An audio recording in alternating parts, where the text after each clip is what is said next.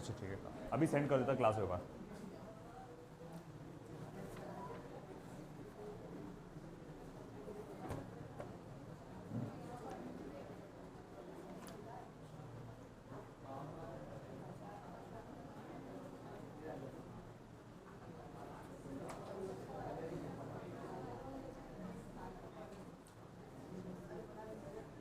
Okay बेटा, इधर ध्यान दो बेटा।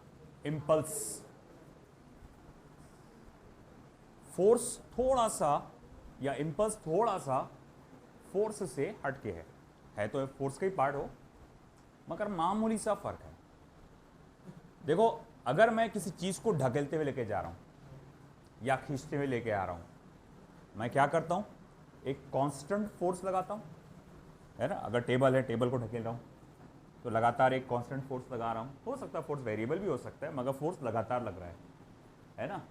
ये जो वैल्यू होती है, जो फोर्स होता है एस्पेक्ट, ये थोड़ा लॉन्ग ड्यूरेशन के लिए लगता है, या फिर आप किसी चीज को खींचते हुए लेकर आ रहे हो, है कि नहीं, है ना। तो ये भी जो फोर्स नाम का कंसेप्ट है वो थोड़ा सा लॉन्ग ड्यूरेशन के लिए लग रहा है।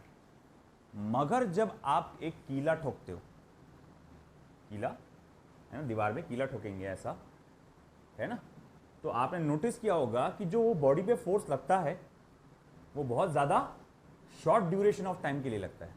ऐसा ठोकते ही आप कीला, हाँ नहीं, आप क्या करते, एक ऐसा हिट देकर आ जाते, with in fraction of 1 second, 1 second से भी कम वक्त लगता उसको, कि आप देखते धड़ करके अंदर चला गया, है ना।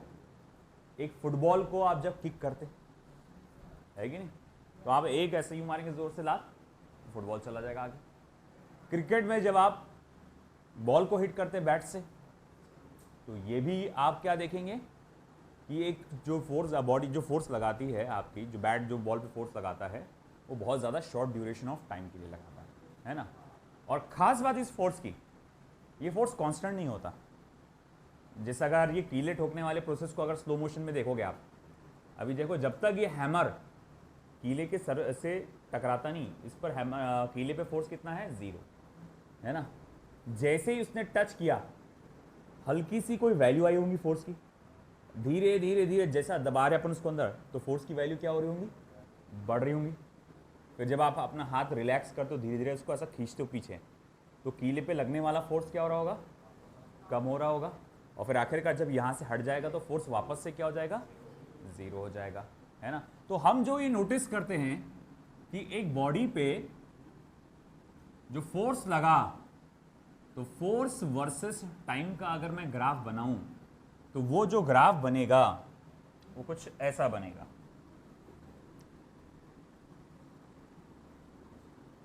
है ना। मान लो टाइम इंटरवल T1, ये टाइम इंटरवल T1 था, ये टाइम इंटरवल T2 था।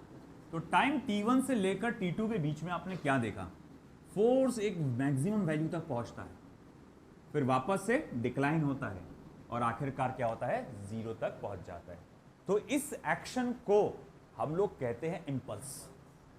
फोर्स में और इंपल्स में क्या फर्क होता है कि आप फोर्स लगातार लगाते हो किसी बॉडी पे थोड़ी लॉन्ग ड्यूरेशन ऑफ टाइम के लिए, मगर एक शॉर्ट ड्यूरेशन ऑफ टाइम के लिए जब किसी बॉडी पे फोर्स लगता है और वो फोर्स की वैल्यू एकदम से बढ़ती है, एकदम से कम होती है, तो वो सारे के सारे क्या कहलाते हैं, इंपल्स, है ना। जितने भी एग्जाम्पल है, जैसे मैंने कहा कि कीले ठोकने का एग्जाम्पल, है ना, और फिर उसके बाद आप जो कहा जाएगा, आप बॉल को हिट कर रहे हैं, चाहे फुटबॉल हो, चाहे क्रिकेट का बॉल हो, चाहे वॉलीबॉल हो, है ना, किसी ने थप्पड़ मार दिया तो वो भी इंपल्स की श्रेणी में आ जाएगा, है कि नहीं, करके ऐसा हट जाता भाई सामने वाला खेल। तो ये बुक्का मार दिया तो वो भी उसके इंपल्स की श्रेणी में आ जाएगा। तो ये सारे के सारे जो शॉर्ट ड्यूरेशन ऑफ टाइम के लिए लगते हैं फोर्स, वो सब के सब क्या होते हैं, इंपल्स होते हैं। आई के बात समझ में आपको, है ना। चलो इसी इंपल्स को हम लोग देखते हैं थ्योरेटिकली क्या होता है। ये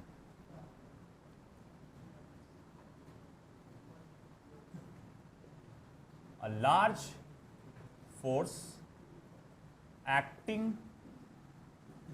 on a body for a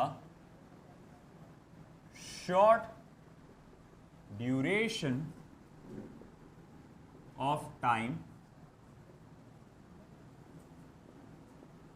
is called as impulse.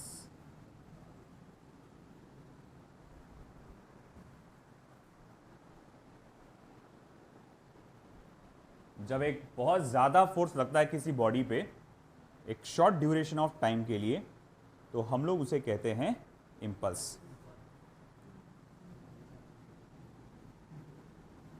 The impulsive force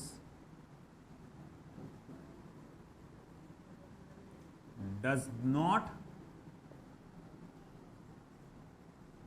remains constant, है ना। यहां हम देखते हैं कि इंपल्सिव फोर्स कभी भी कांस्टेंट नहीं होता, but it changes from 0 to maximum and maximum to 0 as seen in figure। जैसा कि फिगर में बताया गया कि इंपल्सिव फोर्स 0 से मैक्सिमम, फिर मैक्सिमम से वापस कहाँ आ गया, 0 पे आ गया, ठीक है ना।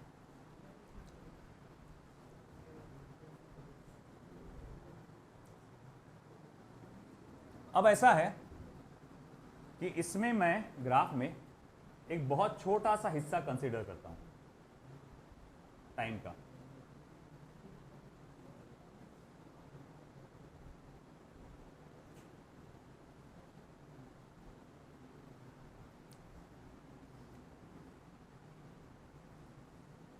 तो मैंने ग्राफ में ये पूरे टाइम का एक छोटा सा हिस्सा कंसीडर किया। अच्छा, ये टाइम कितना है बेटा, तो बोले dt है।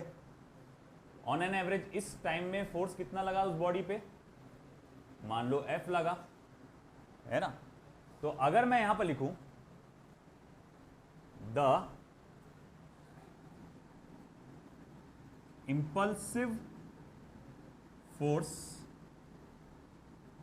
Acting on a body for short duration of time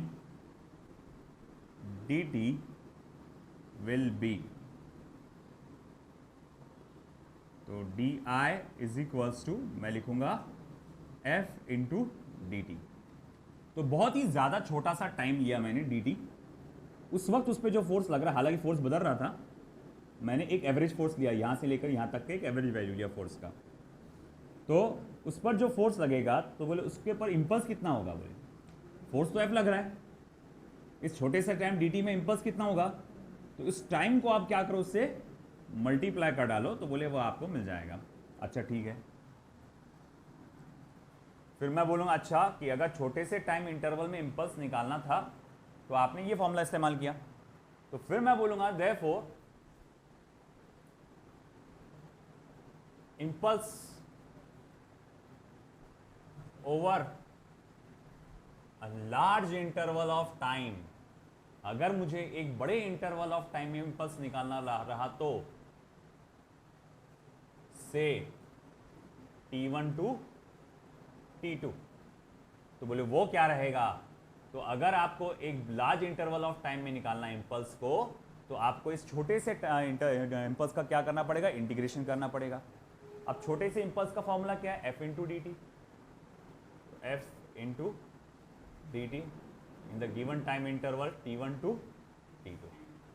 तो ये जो हमारे पास फॉर्मूला आया है T1 टू T2, है ना, F इंटू डी टी, ये हमारा पहला बेसिक फॉर्मूला है इंपल्स कैलकुलेट करने के लिए, पहला basic formula in order to calculate impulse, है ना। जहां पर क्या होगा बेटा, वेयर F यानी कि जो फोर्स है वो रहेगा as a function of time, मतलब उसकी इक्वेशन रहेगी in the form of t, और उसको आपको इंटीग्रेट करना रहेगा, है ना। मान लो दे दिया उसने फोर्स की इक्वेशन इतनी इतनी है, और उसने बोला भैया इतने टाइम इंटरवल में तुम पता लगाओ इंपल्स कितना होगा। तो कैसे निकालेंगे अपन, सिंपल क्या करेंगे अपन, है ना, फोर्स की इक्वेशन लेंगे, उसका इंटीग्रेशन करेंगे इन द गिवन टाइम इंटरवल, और आपको क्या मिल जाएगा, इंपल्स मिल जाएगा। लिख लो। कहाँ पे? हाँ, मैक्सिमम टू माइमम हो गया वो, मिनिमम। Thank you. चल जल्दी अंदर।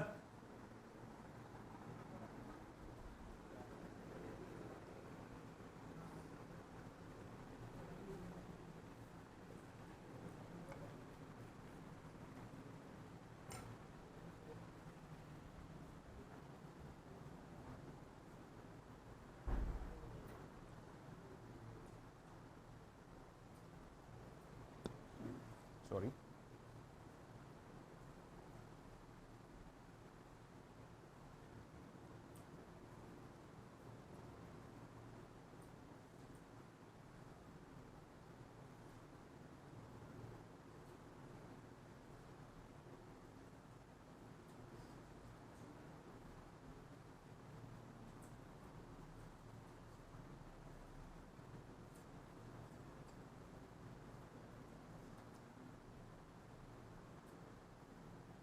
चलिए हुआ बेटा।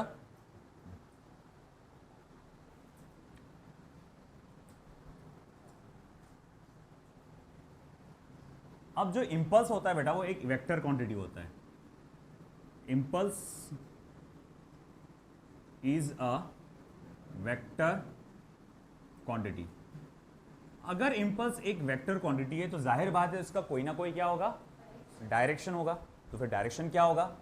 देखो इंपल्स यहां साफ पता चल रहा है, it is the product of force and small interval of time. Force और स्मॉल इंटरवल ऑफ टाइम का प्रोडक्ट होता है इंपल्स। अब ऐसा है, टाइम का तो कोई डायरेक्शन होता नहीं, टाइम एक स्केलर क्वांटिटी है, तो इंपल्स किस क्वांटिटी पे डिपेंड कर रहा है डायरेक्शन के लिए? फिर फोर्स पर। यानी जो डायरेक्शन आपके फोर्स का रहेगा वही डायरेक्शन आपके इंपल्स का रहेगा। तो impulse is a vector quantity and it has same direction as that of force. तो इंपल्स एक वेक्टर क्वांटिटी है और उसका क्या है, डायरेक्शन सेम होता है एज दैट ऑफ फोर्स। अब अगर मैं बात करूं, अच्छा ठीक है भाई इसका एसआई यूनिट क्या आएगा? अरे वो तो कुछ भी नहीं है, यही निकाल ले सकते हैं। फोर्स का क्या होता है? न्यूटन। टाइम का क्या होता है? सेकंड। तो न्यूटन सेकंड, या फिर आप ये भी कह सकते हैं किलोग्राम मीटर पर सेकंड। बोले ये कहां से आ गया? अरे भाई न्यूटन, अगर मैं डायमेंशन बनाता हूं, देखो आपको डायमेंशन बनाना आता है ना? डायमेंशन हम लोग ने पढ़े हैं। एक तो आप फॉर्मूले पे बना सकते हैं या फिर यूनिट पे से भी बना सकते हैं, है ना? फॉर्मूले को देखोगे तो ये फोर्स है m1L1T-2 मल्टीप्लाई बाय क्या है? टाइम। तो मैं कहूँगा भैया इंपल्स का जो डायमेंशन आएगा वो क्या आएगा? m1L1T-2 मल्टीप्लाई बाय टाइम, जो कि क्या है बेटा? T1 है। आया ना? इनको मल्टीप्लाई करेंगे तो टाइम के पावर्स क्या होंगे? ऐड होंगे। तो -2 + 1 क्या हो जाएगा? -1 हो जाएगा। तो मैं यहाँ लिख सकता हूँ वो डायमेंशन क्या हो जाएगा? m1L1T-1, है ना? फिर एक और बात याद आई हुई होगी आपको कि ये डायमेंशन पे से अपन क्या निकाल सकते हैं? यूनिट्स निकाल सकते हैं। मास का यूनिट क्या होता? किलोग्राम, उसका पावर 1। लेंथ का यूनिट क्या होता? मीटर, उसका पावर 1। टाइम का क्या होता? सेकंड, उसका पावर -1। फिर डिनोमिनेटर में चला जाएगा वो, है ना? तो इसीलिए किलोग्राम मीटर पर सेकंड। तो हमने पता ये लगाया कि इंपल्स का डायमेंशन क्या होता है? m1L1T-1। अगर आपको बात याद आ रही होगी कुछ, तो इसका डायमेंशन बिल्कुल लीनियर मोमेंटम के बराबर आ रहा है ना? और ये कंसेप्ट जब मैंने डायमेंशन पढ़ाया था तब भी बताया था, वो टॉपिक है जो फिजिकल क्वांटिटी जिनके डायमेंशन सेम होते हैं। तो उसमें एक ये भी बताया था मैंने, फोर्स और इंपल्स और लीनियर मोमेंटम। ठीक है, चलो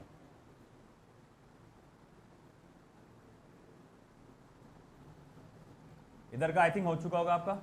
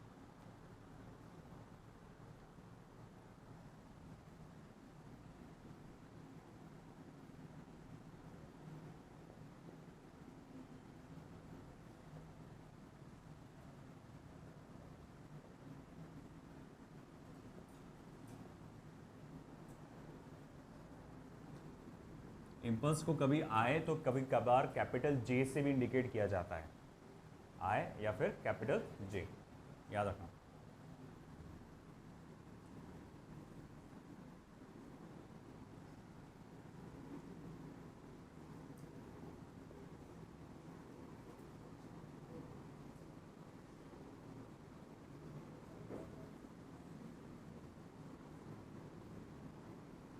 देखो जैसे कि आप जानते हैं इम्पल्स को आप फोर्स और टाइम के प्रोडक्ट का इंटीग्रेशन लेकर कैलकुलेट किया जा सकता है ना। इम्पल्स को हम लोग फोर्स और टाइम के प्रोडक्ट को इंटीग्रेट करके कैलकुलेट कर सकते हैं। अब देखो याद करो सबका ग्राफिकल इक्विवेलेंस, जिन चीज़ों के प्रोडक्ट से इंटीग्रेट करके एक वैल्यू आती है, तो उन चीज़ों का अगर आप ग्राफ बनाते हो और उस ग्राफ का एरिया अंडर द कर्व लेते हो तो उससे भी सेम आंसर आएगा, है कि नहीं।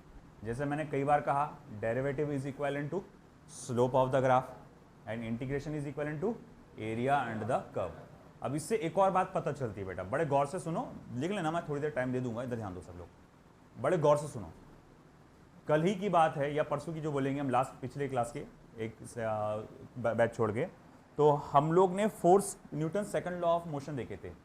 तो उसमें फोर्स को ऐसा डिफाइन किए थे, it is the rate of change of linear momentum with respect to time, आया ना। फोर्स को मैंने ऐसा कहा था ना, F is equals to D P upon D T. अब हर बार आपको बताना नहीं चाहिए, अब आप खुद से समझो। देखो मोमेंटम का डेरिवेटिव लेंगे, मोमेंटम लेंगे derivative with respect to time, क्या मिलेगा।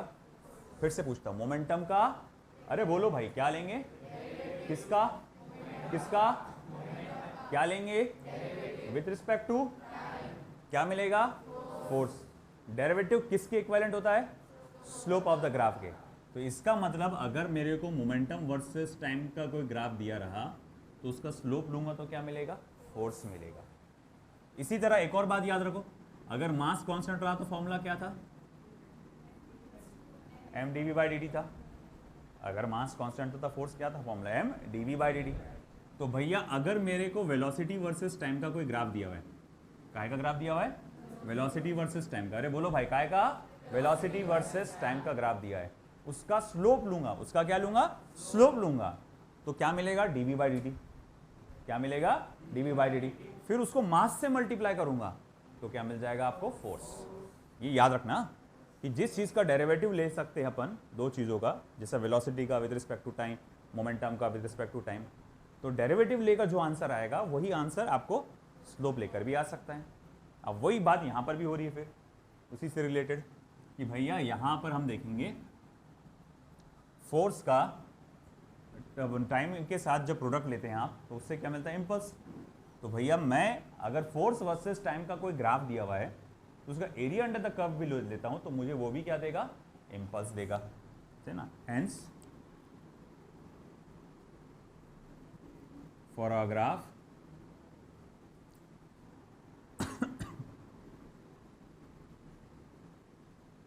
plotted between force and time gives the area under the curve gives you impulse। तो एरिया अंडर द कर्व आपको क्या देगा बेटा, इम्पल्स देगा, लिख लो।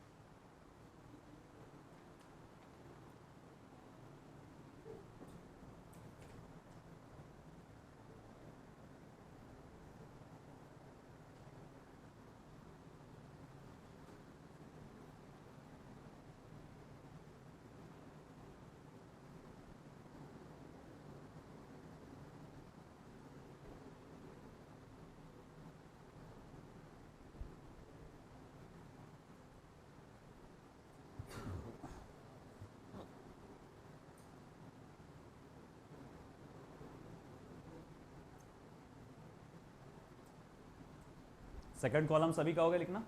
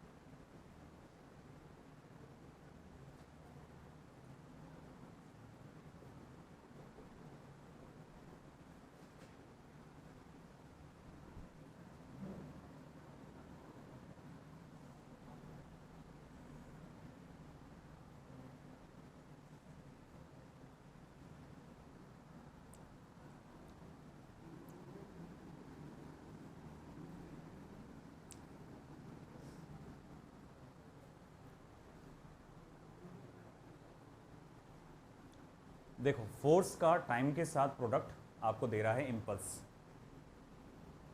अब ऐसा है, हम ये जानते हैं कि फोर्स तो लगातार बदल रहा है, उसकी वैल्यू बढ़ रही है और बाद में कम हो रही है। और अगर मान लो मैं एक वेरिएबल फोर्स यानी बदलता हुआ फोर्स ना लेकर एक कांस्टेंट फोर्स लेता हूं, बोले कांस्टेंट फोर्स ये कैसे हो रहा है? जैसे कि मान लो वैल्यू लगातार आप देख रहे हैं कि बढ़ रही है, फिर वापस से क्या हो रही है, कम हो रही है। अगर मैं इसका एवरेज वैल्यू कंसीडर करूं, फोर्स का एवरेज वैल्यू, कोई भी एक एवरेज वैल्यू लेंगे आप, जो भी एक एवरेज वैल्यू आता होगा फोर्स का, मान लो ये एवरेज वैल्यू है ना। अब किसी भी चीज की एवरेज वैल्यू क्या होती है, हमेशा कांस्टेंट ही होती है ना। एवरेज अपन निकालते हैं तो वो कैसा होता है, कांस्टेंट होता है ना। क्रिकेट खेलते हो आप, देखते होंगे है ना, देखते तो होंगे, खेलते भी होंगे, चलो, मगर इतना प्रोफेशनल तरीके से तो नहीं खेलते होंगे कि एवरेज निकाल रहे ये कर रहे हैं ना। आप देखते भैया कि क्रिकेट में क्या करते हैं, हर एक बॉल पे जो रन रहता है वो अलग अलग रहता है ना। अब जरूरी है कि भाई हर एक बॉल पे छक्का छक्का छक्का छक्का, चौका चौका चौका चौका, दो दो दो दो दो ऐसा आता क्या? नहीं, वो वेरिएबल करते रहता। मगर जो स्कोर बोर्ड पे है फिर आपको वो वैल्यू दिखाता कि भैया इस ओवर का एवरेज रन रेट जिसको बोलते हैं, वो एक एवरेज वैल्यू बताता है ना। और एक ओवर का एवरेज वैल्यू कैसा रहता, वो फिक्स रहता, वो कांस्टेंट रहता। हालांकि हर एक बॉल पे उसका रन अगर देखेंगे तो अलग अलग होगा, मगर उस ओवर का जो उसने बता दिया स्कोर बोर्ड पे ये उसका रन रेट है ना, या फिर कहा जाएगा इस ओवर का रन रेट, इस ओवर का एवरेज ये है, वो वैल्यू कैसे रहेगी, फिक्स। जब वो अंदर खोल के देखेंगे पता ये चलेगा, अरे भाई पहले बॉल पे छक्का बैठा था, दूसरे बॉल पे चौका, फिर तीसरा बॉल पे डॉट गया था, जो भी है ना। तो इस तरह से आप क्या कहेंगे कि मैं क्या कर रहा हूं, अपना वेरिएबल फोर्स ना लेकर मैं क्या ले रहा हूं, उसकी एवरेज वैल्यू। और किसी भी वेरिएबल फोर्स की एवरेज वैल्यू कैसे रहेगी, कांस्टेंट। तो फिर मैं बोलूंगा ठीक है, अब इंपल्स क्या होगा, therefore I is equals to integration average force into dt, ठीक है, in the given time interval t1 to t2। अब ऐसा है, आपने जैसा कहा कि एवरेज फोर्स क्या रहता है, कांस्टेंट, और कांस्टेंट चीजों का इंटीग्रेशन नहीं होता है ना। याद है कच्चा नींबू, डेरिवेटिव के बाहर, इंटीग्रेशन के बाहर निकाल लेते हैं। तो मैं लिखूंगा ठीक है भाई, वो तो कांस्टेंट है, उसका इंटीग्रेशन नहीं होगा, उसको कर दो बाहर। जी हाँ, कर दिए। फिर बचा कौन, तो बोले dt बच गया है ना, in the time interval t1 to t2। फिर आपको आगे का खेल मालूम होगा कि भैया dt का इंटीग्रेशन क्या होता, तो बोले सिर्फ t होता। ओके, उसके लोअर लिमिट क्या है t1, अपर लिमिट क्या है t2। देयरफॉर इंपल्स का फॉर्मूला क्या हो जाएगा, average force into t2 minus t1, है ना। तो ये हमारे एवरेज फोर्स का फॉर्मूला। अगर एवरेज फोर्स दिया रहा तो इंपल्स को इस फॉर्मूले से कैलकुलेट कर सकते हैं, है ना, अगर एवरेज फोर्स दिया रहे तो।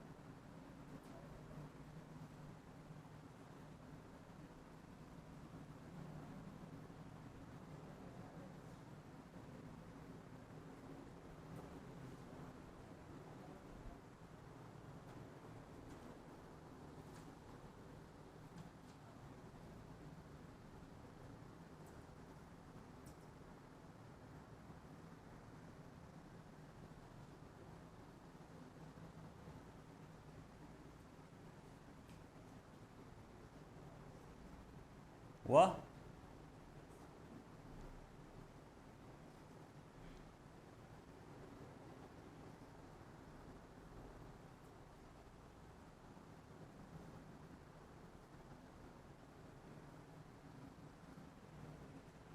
तो देखो बेटा, एज वी नो इम्पल्स आप इस तरह से दे सकते हैं T1 to T2 vector F dot vector multiply by dt, vector form में लिख रहा हूं मैं, and by Newton's second law of motion. अगर मैं न्यूटन का second law of motion consider करूं तो vector F is equals to कितना होगा बेटा, vector dp upon vector dt, isn't it? तो बोले ठीक है, ये फॉर्मूला इधर डाल दो। इम्पल्स का फॉर्मूला फिर क्या बन जाएगा, T1 to T2 vector F के जगह आप लिखेंगे vector dp upon vector upon dt, not vector है, टाइम का डेट, मल्टीप्लाई बाय dt। अरे भाई बोलेंगे फिर ये तो dt कैंसल हो जाएगा, सेम आ गया ना, फिर बचा क्या इम्पल्स में, देखो vector I equals to integration of vector dp। अब टाइम तो कैंसल हो गया, तो टाइम का इंटरवल तो नहीं दे सकता मैं, है ना। फिर बोले क्या आएगा, सिर्फ चेंज इन मोमेंटम, उसका मोमेंटम की वैल्यू शायद मान लो P1 से P2 तक वेरी कर रही होगी, तो फिर मैं लिखूंगा that is equals to how much, P2 minus P1, vector P2 minus vector P1। इससे क्या समझ में आता है कि that is impulse is equivalent to change in momentum. Impulse किसके इक्विवेलेंट होता है, चेंज इन मोमेंटम के इक्विवेलेंट होता है। 10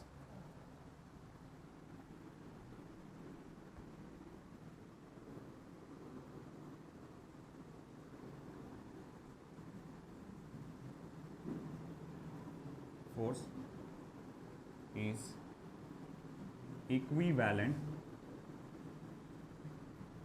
to change in momentum of the object or particle। तो इम्पल्सिव फोर्स आपके चेंज इन मोमेंटम के इक्विवेलेंट है।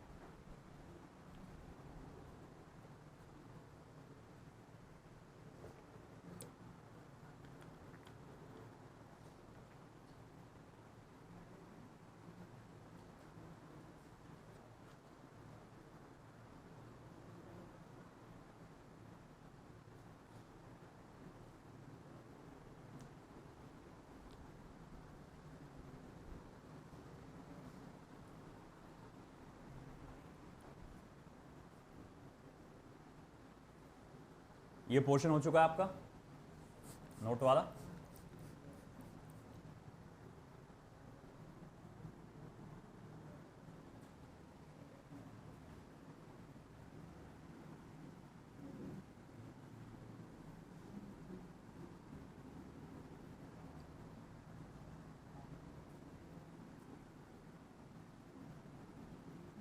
तो हमारे पास 3 फॉर्मूला है, एक इंटीग्रेशन वाला, एक एवरेज फोर्स वाला T2 माइनस T1 और एक डायरेक्ट चेंज इन मोमेंटम वाला। याद रखना इम्पल्स से रिलेटेड 3 फॉर्मूले।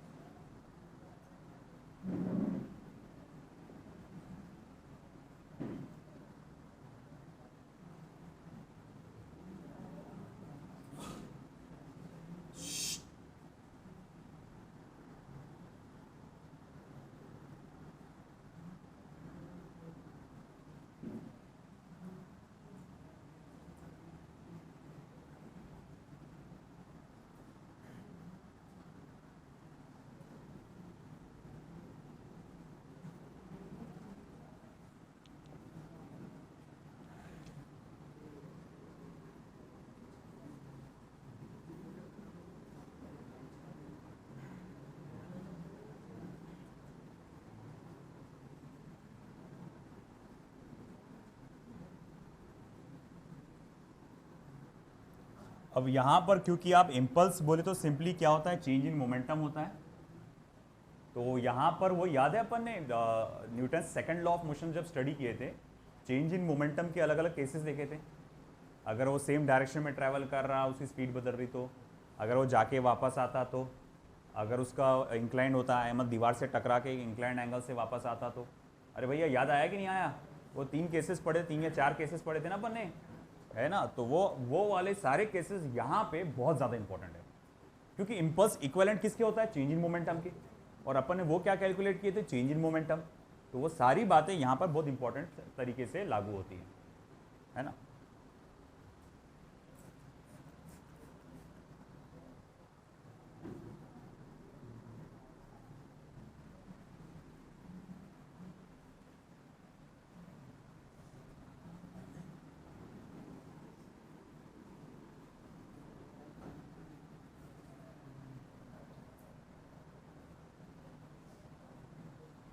जैसे ये वाला प्रॉब्लम देखेंगे हम लोग।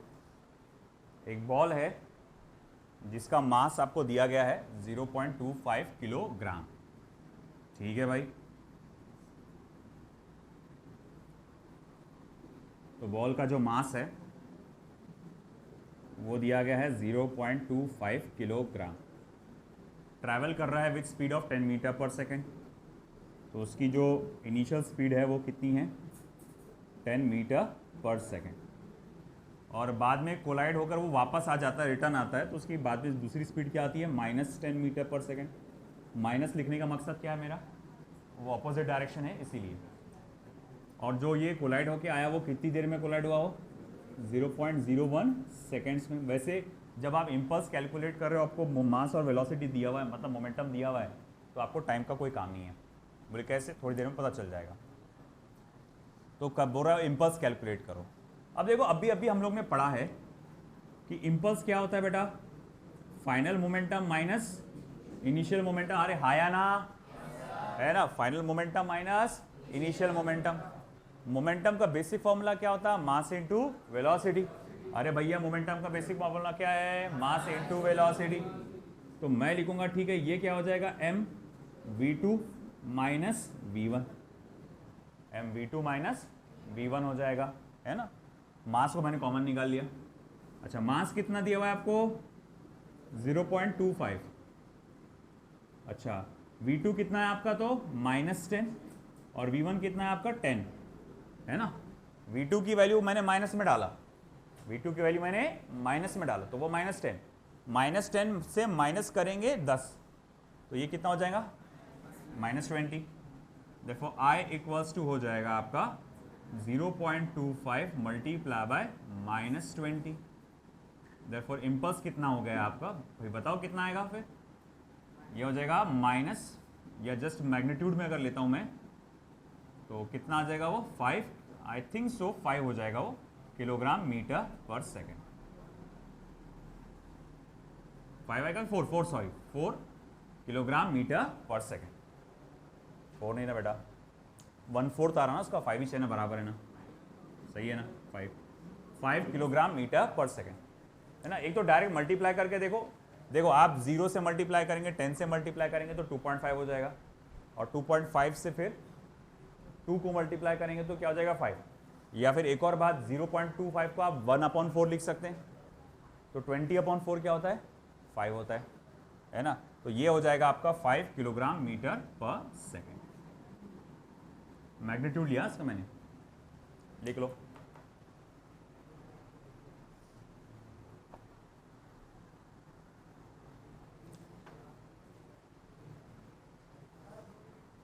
उधर का नहीं हुआ, लिख ले, लिखे।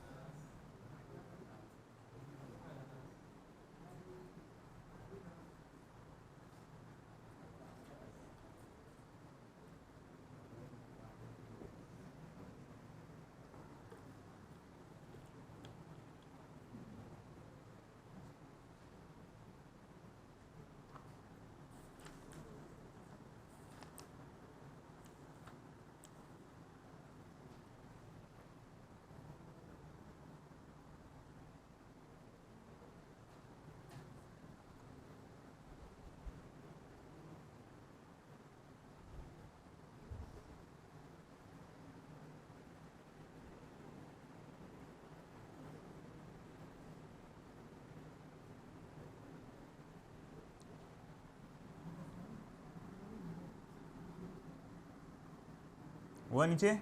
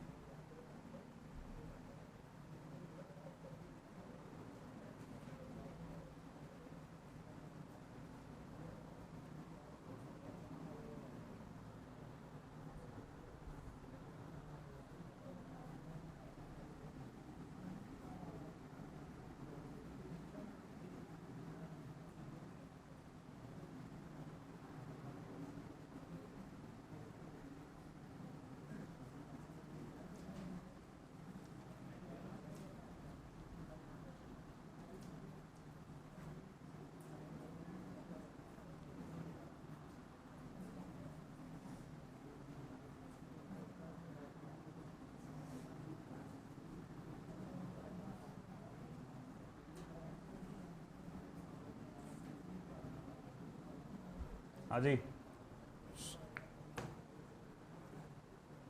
A rigid ball of mass small m strikes a rigid wall at 60 degree and gets deflected without the loss of speed, यानी स्पीड जैसे कि वैसी रहेगी। दानियाल इधर ध्यान दें। As shown in figure, the value of impulse imparted by the wall to the ball is, क्या लगता है वॉल ने बॉल को कितना इम्पल्स इम्पार्ट किया होगा? ये फिर से वो चेंज इन मोमेंटम वाला कंसेप्ट आ गया है ना। और एंगल किसके साथ दिया हुआ है? नॉर्मल के साथ। फॉर्मूला क्या था? वो शॉर्टकट फॉर्मूला क्या था उसका? 2mv cos थीटा, है ना। तो हम वो फॉर्मूला लगाएंगे यहाँ पे। तो जब मैं सॉल्यूशन में जाऊँगा इसके, तो वो आएगा इम्पल्स जो रहेगा आपका वो असल में चेंज इन मोमेंटम के बराबर रहेगा। और यहाँ शॉर्टकट फॉर्मूला हम जानते हैं, twice mv cos of theta का लगेगा। थीटा की वैल्यू क्या रहेगी? 60 डिग्री। तो twice mv cos of 60 degree. तो ट्वाइस mv cos 60 कितना होगा? 1/2। 2 और 2 हो गया कैंसर। फिर इम्पल्स कितना हो गया? जस्ट mv के बराबर। फर्स्ट ऑप्शन इम्पल्स कितना हो गया? जस्ट mv के बराबर। अच्छा एक बात बता, अगर मुझे यहाँ पर फोर्स पूछा होता तो, इम्पल्स के बजाय फोर्स पूछा होता तो कुछ भी साइन दिए। इम्पल्स के बजाय उसने फोर्स पूछा होता तो क्या करते आप? क्योंकि मॉड्यूल में ऐसे क्वेश्चन है जो एग्जैक्ट ऐसे हैं, मैं ना बस एंगल वैंगल वैल्यूज दी हुई है, मगर वहां पर इम्पल्स की जगह फोर्स पूछा हुआ है। आगे डीपी बाई डी टी, मगर आगे क्या? सिंपल है, टाइम से डिवाइड कर देता मैं, क्योंकि अगर फोर्स दिया रहता, वो सॉरी पूछा रहता, तो पक्के तौर पे वहां पर टाइम दिया रहता था। बात समझ रहे क्या आप? अगर फोर्स पूछा रहता तो पक्के तौर पे क्या दिया रहता? टाइम, और उस टाइम से मैं इसको डिवाइड कर डालता। समझे ना? तो क्या निकल जाता था? फोर्स से आपका। हाँ, और जैसा मैंने, अब अगला सवाल मेरा आएगा कि अगर एंगल मेरा नॉर्मल के साथ ना देकर उसे दीवार के साथ दिया होता, मतलब इसको एंगल को थीटा बोला होता, तो क्या होता था? Twice m v sine theta, है ना? ये याद रखना इंपॉर्टेंट है।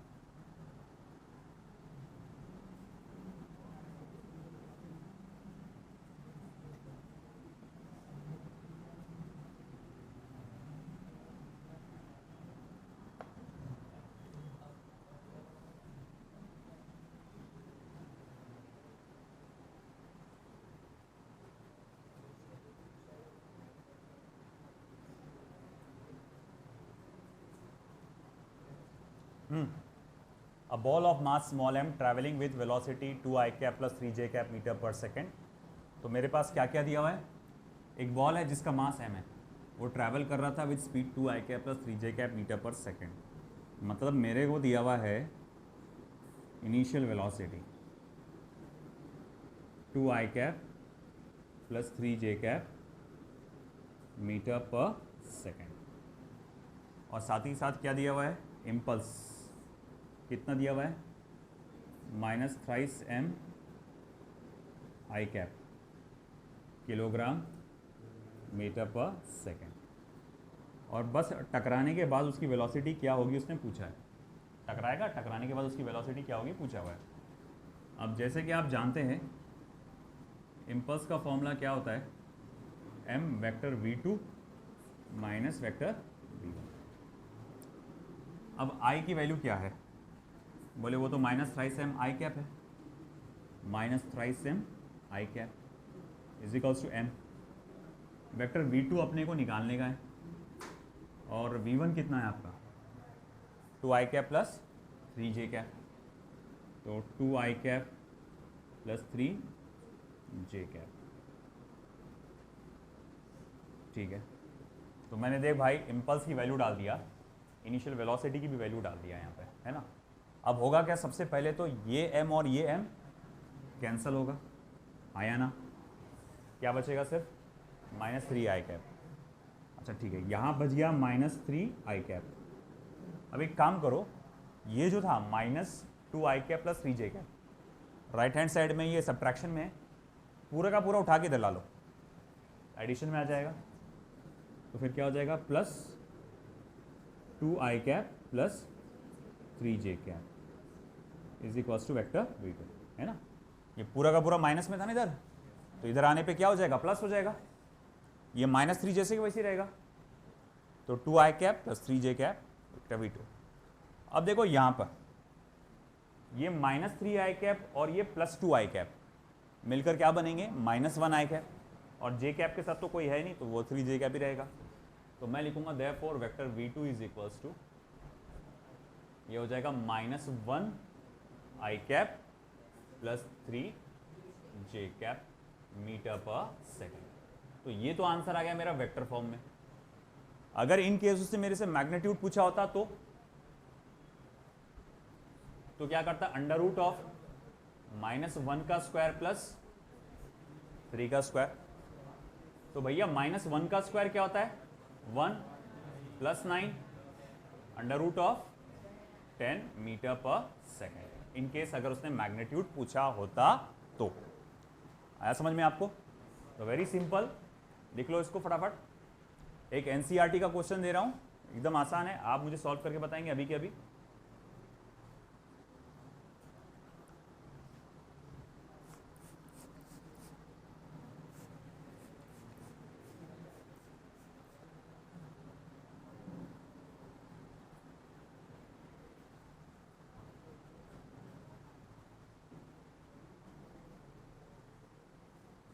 वो वाला हो गया ना सभी का?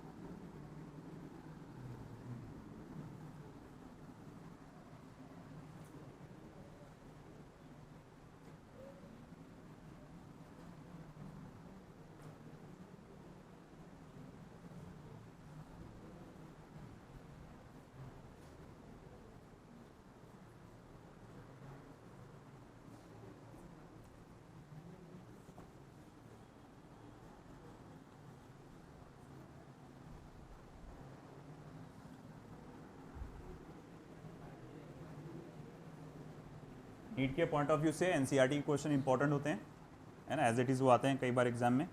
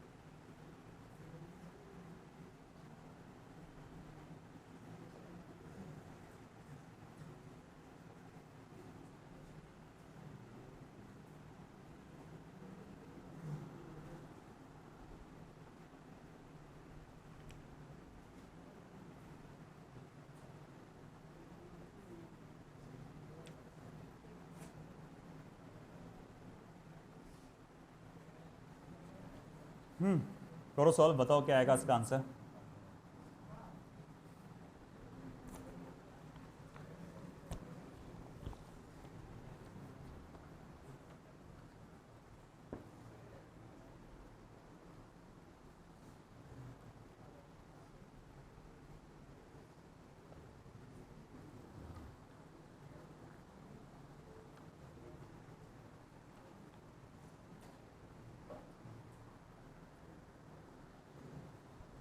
क्या टाइम हो रहा, टाइम पौने।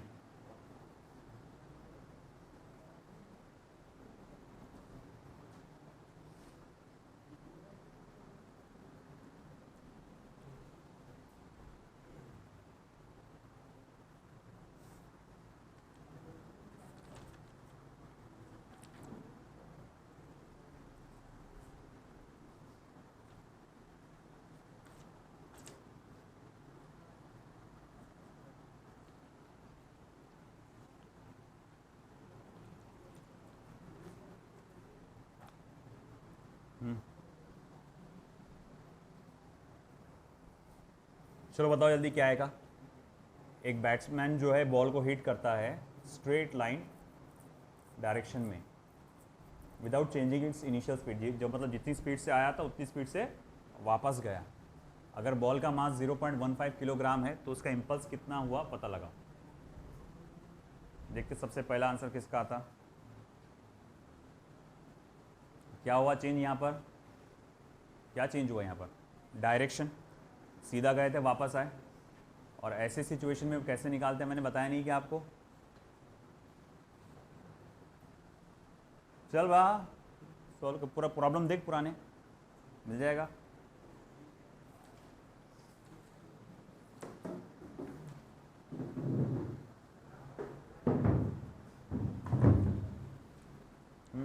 क्या रहा आंसर 3.6 और सुनाओ क्या आंसर है।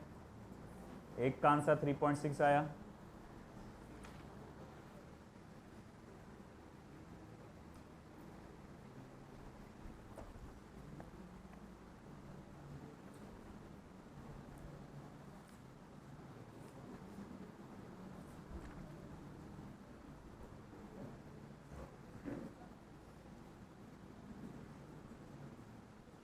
और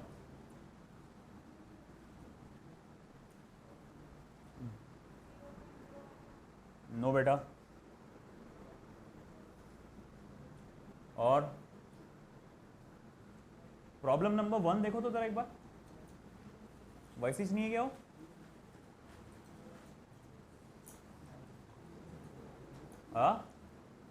वही है ना, उसी टाइप का क्वेश्चन है ना पूरा। वो भी वही हुआ था ना कि वापस गया था ना उसी डायरेक्शन में। तो कैसे करे थे अपन ने सॉल्व।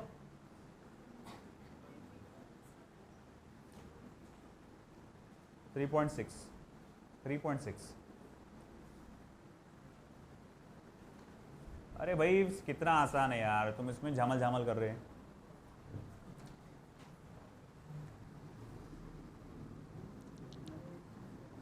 क्या करे ब्लू वाला, छोड़ जाना। इनिशियल स्पीड कितनी है, अरे कितनी है 12 मीटर पर सेकंड। फाइनल स्पीड कितनी है -12 मीटर पर सेकंड। माइनस साइन क्यों दिया मैंने, क्योंकि डायरेक्शन अपोजिट हो गया। मास कितना है 0.15 किलोग्राम, आया ना। और अपना भाई इम्पल्स का फॉर्मूला क्या होता है, mv2 minus v1, change in momentum होता है ना।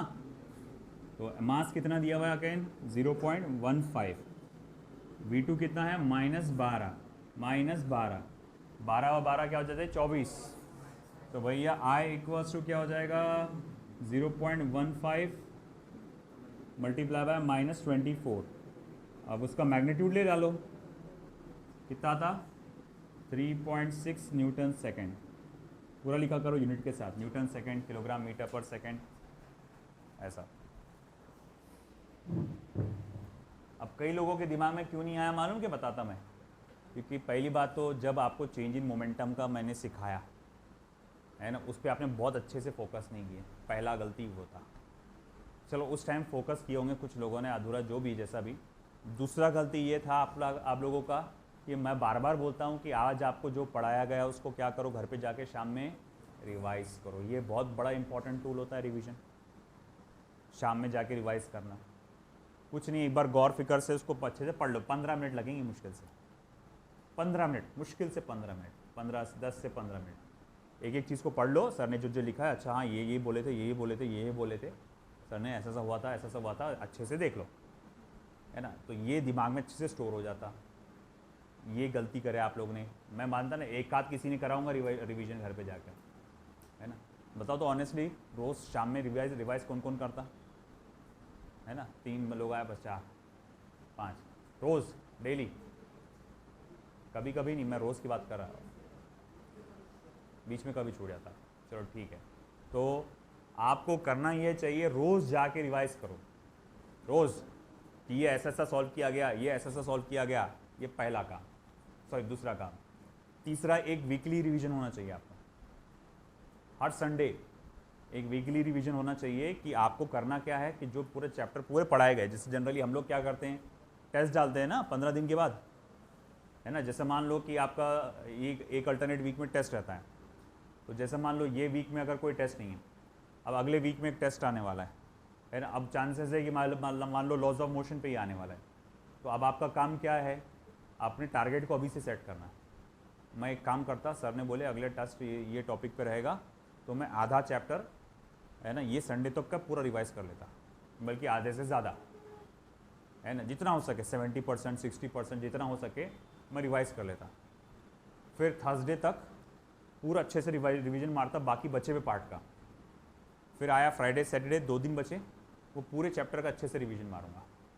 अब आप सोचेंगे सर पूरा चैप्टर कितना टाइम लगे, बेटा स्पीड बढ़ जाती है ना। सेकंड टाइम में, पहली बार में आप रिवाइज करोगे टाइम ज़्यादा लगेगा, दूसरी बार में टाइम रिवाइज करोगे तो वो और जल्दी होगा, तीसरी बार में रिवाइज करोगे तो और ज़्यादा जल्दी होगा। तो यहाँ पर जो नीट में जेई में वो लोग बोले तो एक्सेल करने वाला बंदा कौन रहता है, वो नहीं कि जिसने क्लास में अच्छे से प्रॉब्लम सॉल्व कर लिया।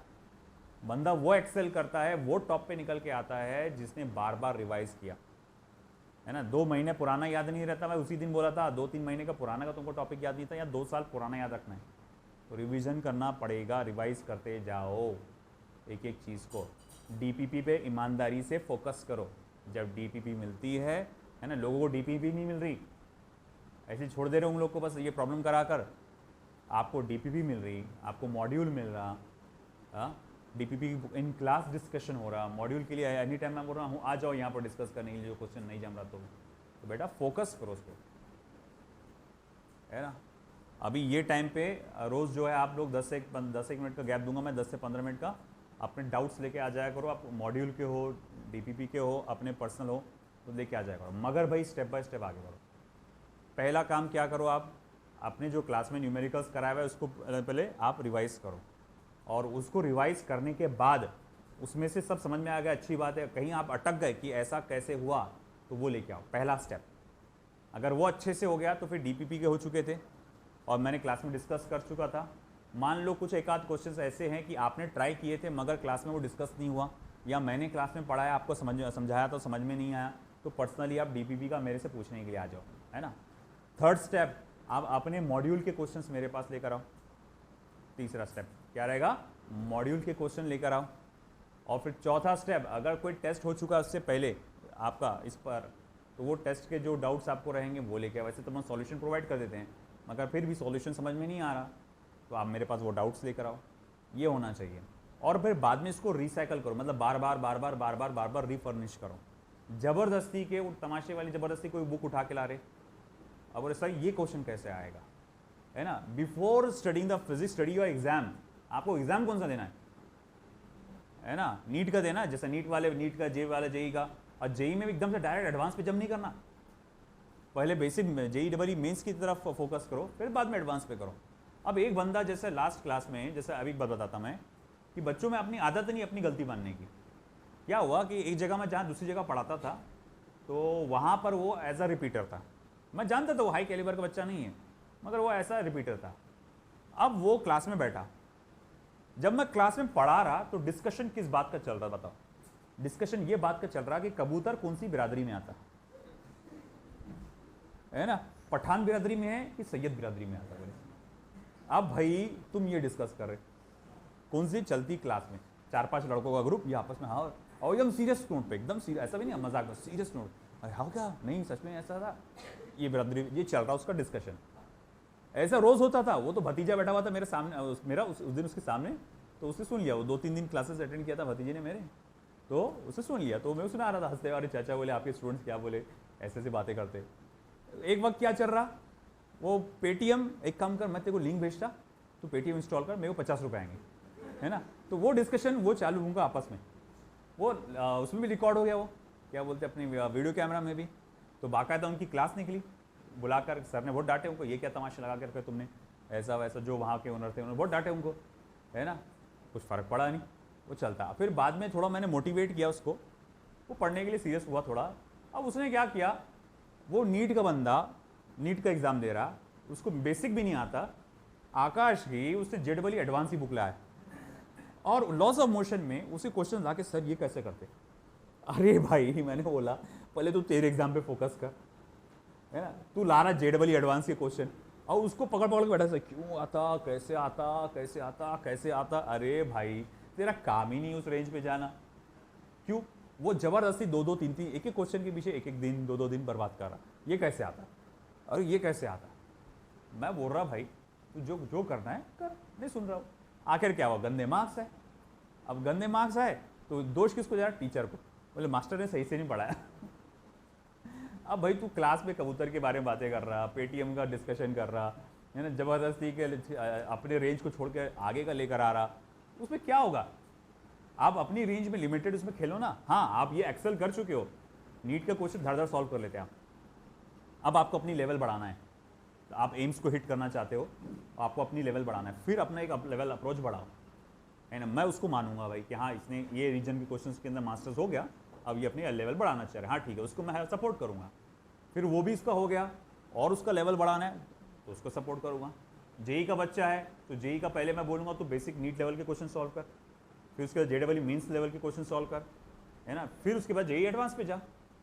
वो डायरेक्ट जंप करेगा तो ना उसको कुछ समझेगा ना मेरे को समझा के आएगा उसको, है ना, क्योंकि वो बंदा अगर जो जेई डबल मीन्स में माहिर हो चुका है क्वेश्चंस में, कई सारे क्वेश्चंस जेई एडवांस के वो खुद ही कर लेगा, है ना, उसको आदत पड़ जाएंगी कर करके। तो ज़बरदस्ती के डायरेक्ट जंप मत मारो इधर उधर, स्टेप बाय स्टेप अगर कदम आगे बढ़ाओ, है ना, उसके अकॉर्डिंग करो पूरा, है ना। कोई बुक उठा के मत लाओ। मेरा मेन जो मॉड्यूल बनाने का कंसेप्ट वही था, पहले वही होता था कि बच्चे अलग अलग किताब लाते थे, उनको बोलते बैठना पड़ता था कि अरे ये जेई का, इस पर मत फोकस करो, ये जेई ओरिएंटेड है। जैसे जेई ओरिएंटेड बोलते तो एप्लीकेशन बेस्ड रहता और लेवल भी हाई रहता उसका, तो ये नहीं, ये रीजन पे फोकस करो। तो फिर मैंने उनको बनाया कि दिया कि नहीं भाई अब ये क्वेश्चंस पे फोकस करो, पहले तुम यहाँ माहिर हो चुके तब आगे बढ़ो, है ना। ज़बरदस्ती का आगे के क्वेश्चंस मत लेकर, उतने जितना बोल रहा हूँ उतने में खेलोगे ना तो हो जाएगा। जैसे जो स्टूडेंट्स है, जैसे एक बच्ची है आयशा फातिमा करके, है ना, उसको जो बोलता जैसा बोलता एग्जैक्ट वैसे ही फॉलो करती, एग्जैक्ट वैसे ही फॉलो करती। मैं बोलता कि ये मॉड्यूल डीपीपी आज सॉल्व हो जाना चाहिए, आयशा ये आज सॉल्व कर लेना, तो बोले हाँ सर रेडी, कल लेकर आ जाएगी, मतलब यहाँ से यहाँ तक पढ़ना सिर्फ, तो बोले हाँ सर वैसा, वो फॉलो करती। और उसके अंदर देखो टेस्ट में लगातार जो रिजल्ट्स आते हैं 150+, 160+, जैसे लास्ट रिसेंट टेस्ट में उसको लॉज ऑफ मोशन का ही था ये चैप्टर का, उसको 170 का स्कोर है, 180 में से टेस्ट में 170 का स्कोर है। जो बोल रहा वो फॉलो कर रही, अपना दिमाग नहीं लगाए। उसी में एक लड़का, वो भी एकदम ब्रिलियंट लड़का, अब जैसे कि यहाँ पर वहाँ पर जो रिपीटर्स की बैच में बैठता हो, तो मैं रिपीटर्स की बैच में 2 अलग अलग चैप्टर्स पढ़ाता, है ना। 1 घंटा पहले मैं एक पर्टिकुलर चैप्टर पढ़ाता और दूसरे 1 घंटे में गैप दिए बाद दूसरा चैप्टर पढ़ाता। तो अब उसने सिर्फ क्लास छोड़ दिया, किस कारण से, कि सर 2-2 चैप्टर पढ़ा रहे, 2 घंटे में अलग अलग चैप्टर पढ़ा रहे, उनको एक साथ पढ़ाते तो मैं ज्वाइन करता। बोले मतलब जा तू तेरे घर पे तो मेरे को क्यों सिखा रहा कि कैसा करना क्या नहीं करना, है ना। उसके पीछे बहुत ज़्यादा एक स्पेसिफिक रीज़न है कि इसके पीछे का, वो हम लोग आप खुद आगे समझ जाएंगे कि रीज़न क्या था उसके पीछे का, कि हम क्यों लेते हैं ऐसा, है ना। कई बार क्या होता है, कई बच्चों के जो रिपीटर्स होते हैं स्पेशली, उनके 11th का जो होता है अच्छे से प्रिपेयर होता है, मगर 12th में वीक होते हैं, 12th का पार्ट। क्यों? क्योंकि 11th धीरे धीरे चलता है और 12th आखिरी में चलता है, तो बहुत स्पीड में पढ़ाते हैं जो टीचर्स जो दूसरे क्लास में कहीं भी पढ़ाते तो, तो उनका 12th एनसीईआरटी अच्छे से नहीं हो पाता। वो चाहते हैं उसका डिटेल स्टडी हो आराम से। तो अगर मैंने भी वही किया कि मैं पहले 11th एनसीईआरटी ले रहा हूँ, फिर बाद में देख रहा हूँ कि वक्त कम है तो 12th को भगा भगा के ले रहा हूँ, तो उनका 12th एनसीईआरटी अभी भी वीक रहेगा। तो हम लोग क्या करते हैं, पैरेलल में बैच चलाते हैं। एक बैच 1 जिसमें 11th एनसीईआरटी और एक बैच 2 रिपीटर्स में जिसमें 12th एनसीईआरटी। तो उसमें क्या होता कि 11th एनसीईआरटी स्मूथली चल रहा, 12th एनसीईआरटी स्मूथली चल रहा, आराम आराम से डिटेल में बात बता रहे हैं एक एक चीज़ें। तो उनको वो पार्ट भी अच्छे से हो रहा और ये पार्ट भी अच्छे से हो रहा। रे ऑप्टिक्स जैसा बड़ा चैप्टर जिसको मैंने 1 महीने में 1.5 महीने में कंप्लीट किया था बहुत सारे प्रॉब्लम्स के साथ, कई जगह वो 1 हफ्ते पे खत्म हो जाता। इलेक्ट्रोस्टैटिक जिसको तकरीबन 1 महीना लगता चैप्टर को कंप्लीट करने, 1 से 1.5 महीना, है ना, वो भी कई जगह 10-15 दिन में खत्म हो जाता। तो वो ये बहुत इंपॉर्टेंट इसी तरह से होता अगर आप ऐसा चलते हैं लगातार। तो हमको हमारा मालूम, हमको क्या खेलना है कैसे खेलना है ना, बोलते हैं डोंट टीचर टीचर। तो भाई वही है, ध्यान रखना अपनी इस बात का, ठीक है। तो जो चीज़ें बोल रहा हूँ उसको अच्छे से फॉलो करिए और रेगुलरली जाके घर पे रिवाइज करो जो हो रहा है आपका, ये बहुत मस्ट है। नहीं करोगे तो फिर नहीं जमेगा। और बार बार रिवीजन करो। जैसे कि आप यहाँ पर आज आपने देखा कि ये प्रॉब्लम पहला जब प्रॉब्लम सॉल्व कर चुके थे तो ये प्रॉब्लम हिट हो जाना चाहिए था, बस नंबर बदले ना, नाम बदला और नंबर बदला, बाकी कंसेप्ट तो सेम है। तो क्यों नहीं लगा, क्योंकि आपने अच्छे से कंसेप्ट पे ध्यान नहीं दिया। ठीक है, चलो बाकी के इसके न्यूमेरिकल्स कर लेंगे और Newton's third law of motion भी लेंगे कल अपन। और परसों मैं डीपीवी डिस्कस करूंगा आपकी पहली।